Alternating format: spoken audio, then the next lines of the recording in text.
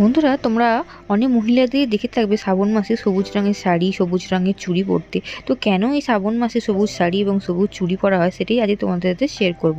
তো সবুজ রং হচ্ছে মহাদেবের পছন্দের রং, কারণ তিনি প্রাকৃতিক সারলে সবচেয়ে বেশি পছন্দ করেন।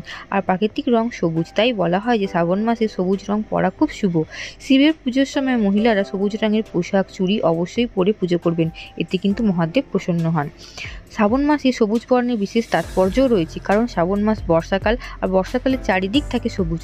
সবুজকে সুখ ও সমৃদ্ধির প্রতীক বলা হয়, কারণ সবুজ ছাড়া অনেক শুভ কাজ, অনেক ধর্মীয় কাজ এগুলো অসম্পূর্ণ বলে বিবেচিত করা হয়। শ্রাবণ মাসে সবুজ চুড়ি পরলে সেখানে সৌভাগ্যের উদয় হয়, সেখানে বিবাহিত হওয়ার লক্ষণও প্রকাশ করে। ধর্মীয় বিশ্বাস অনুসারে শ্রাবণ মাসে সবুজ রং ব্যবহার ও সবুজ চুড়ি পরলে নাকি ভাগ্য আলোকিত হয়।